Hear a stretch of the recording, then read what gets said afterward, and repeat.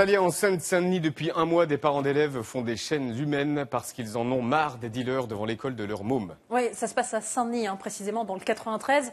Tous les matins, depuis un mois maintenant, une quarantaine de parents d'élèves se donnent la main pour protéger une école primaire, l'école Hugo Balzac l'Ermitage. Un acte symbolique pour dénoncer le trafic de drogue qui sévit autour de l'établissement depuis plusieurs mois.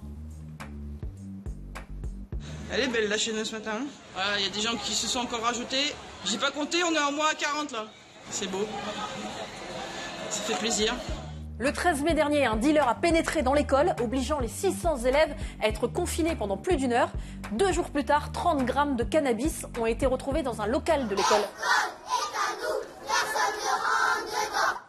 Alors hier, les parents étaient aussi mobilisés devant le collège du même quartier, le collège Colonel Fabien. Il est situé à proximité de plusieurs points de deal. Les parents d'élèves organisaient un sit-in devant l'établissement. Sophie Dupont et Paul Bouffard étaient sur place. Particularité, regardez au fond de l'image. Ce sont des guetteurs. Monsieur ici est aussi un guetteur. Pourquoi on le sait? Parce qu'il est vite venu nous voir au bout de 2 minutes de présence. Bonjour. Ma tête est en train de filmer. Non, c'est Je peux voir la vidéo avant. Je veux juste voir ma tête avant. Je vois un téléphone, une caméra visée vers ma tête. Je vais les casser les téléphones de mes mains. À la fin, je vais revenir avec une personne. Je t'apprends ta caméra. Très tendu, le monsieur, et pour cause, ils sont en plein boulot. Regardez, Sophie commence à peine à discuter avec une maman, et soudain... on va la faire. Voilà, c'est ça. C'est notre problème. Ça, c'est notre problème. Qu'est-ce qui se passe là?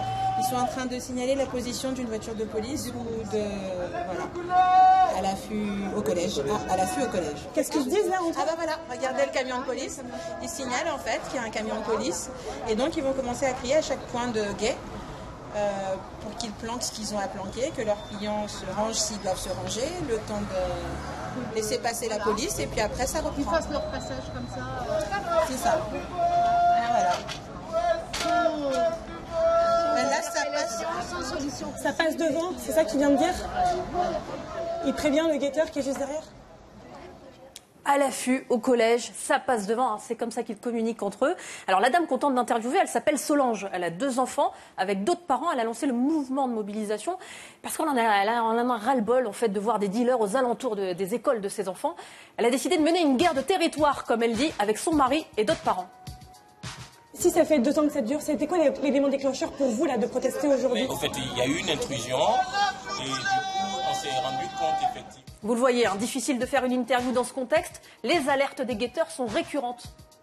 Vous disiez qu'il y a une intrusion, que les dealers étaient rentrés avec la marchandise à l'intérieur. de l'école. La stratégie aujourd'hui n'est plus de planquer dans les maisons. Apparemment, ils planqueraient depuis un moment dans l'école, puisque effectivement c'est une zone, ils sont hyper intelligents et organisés. Parce que qui irait chercher dans une école? Dans le quartier, on y deal du cannabis, mais aussi de la cocaïne et de l'héroïne. Regardez cette vidéo, elle a été tournée par un habitant ce matin. Et ça criait encore.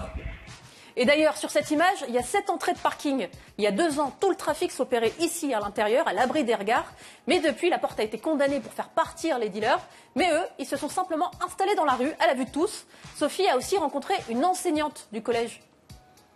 Tous les jours, on entend des cris et des hurlements pendant qu'on fait cours. C'est aussi dur parce que nos élèves peuvent se retrouver au milieu de ces histoires-là, de règlement de compte, etc. Vous n'avez peur aujourd'hui d'être prof dans cet établissement? Non, je n'ai pas peur d'être prof quand même, mais j'avoue que les entrées et les sorties sont beaucoup moins rassurantes qu'avant. En fait, la principale crainte des adultes, c'est que les jeunes se fassent carrément enrôler dans le business du deal. Et vous dites quoi à vos élèves quand on entend ces cris là en cours? Mais nous, on essaye de leur dire que bon, ça ne débouchera pas, que ce genre de choix et de problèmes, il vaut mieux s'en tenir à l'écart, etc. Que ça débouche sur rien au niveau à venir. Après, c'est sûr que ce qu'on leur offre, c'est quand même, certains disent c'est 80 € la journée avec tout repas compris. C'est sûr que c'est difficile pour les jeunes de se retrouver à résister à ces choses-là. Alors nous, tout à l'heure, on a appelé la mairie de Saint-Denis concernant l'intrusion du dealer dans l'école primaire.